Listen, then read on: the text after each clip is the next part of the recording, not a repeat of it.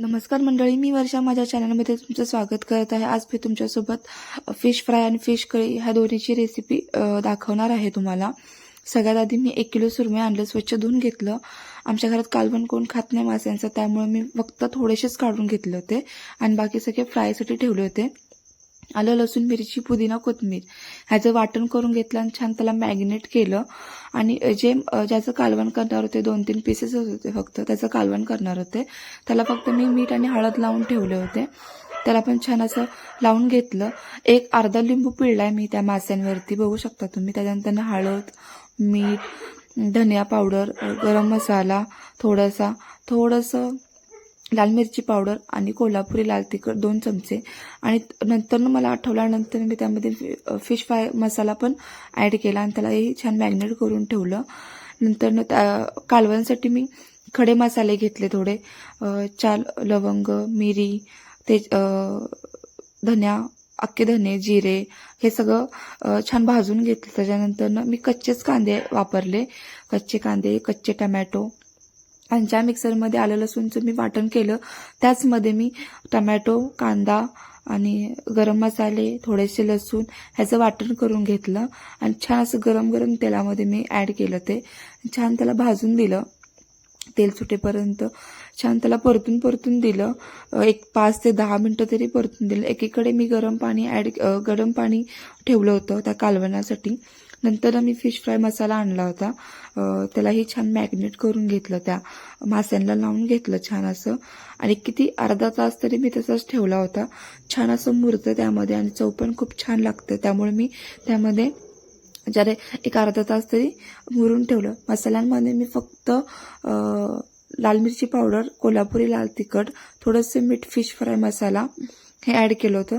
कारण कोथिंबीर वगैरे भरपूर टाकल्यामुळे मी फक्त धनिया पावडर तिथे टाकलं नाही.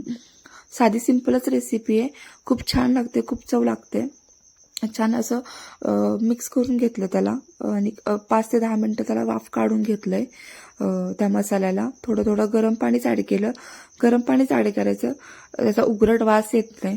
थंड पाण्याने कसं उघरट वास येतो ना. आणि छान तेल सुटेपर्यंत भाजून दिलं. आमच्या घरात जास्त कालवण कोण खात नाही, म्हणून मी फक्त अर्धा ग्लासच पाणी मी ॲड केलं होतं त्यामध्ये. आणि मीठ आणि हळद लावलेलं मासे मी त्यामध्ये सोडले. पण त्या कालवणला छान असं उकळी येऊन दिलं, म्हणजे छान उकळत्या कालवणमध्ये मी ते मासे ॲड केले होते, बघू शकता तुम्ही.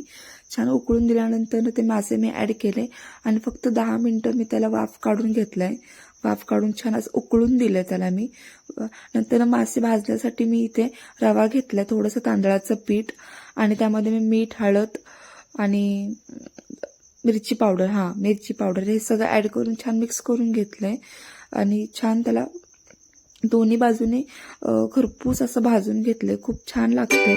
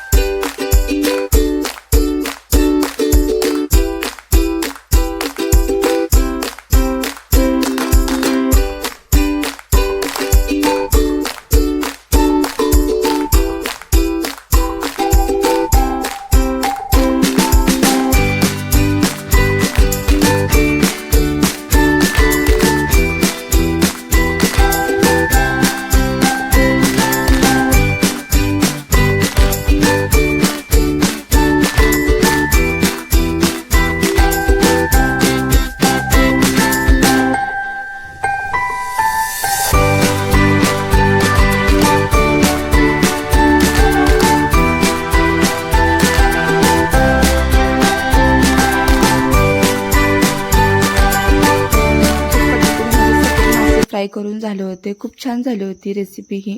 अगदी तिखट नाही, काय नाही, छान असं खाण्यासारखी झाली होती. तुम्हीही नक्की रेसिपी ट्राय करून बघा. आणि कालवण देखील खूप छान झालं होतं. टमॅटोने घट्टपणा पण छान आला होता. जेवणामध्ये मी फिश फ्राय, माशांचं कालवण, भात आणि भाकर हे केलं होतं. तुम्हीही नक्की करून बघा ही recipe. Thank you for the watching. Subscribe करायला विसरू नका. थँक्यू.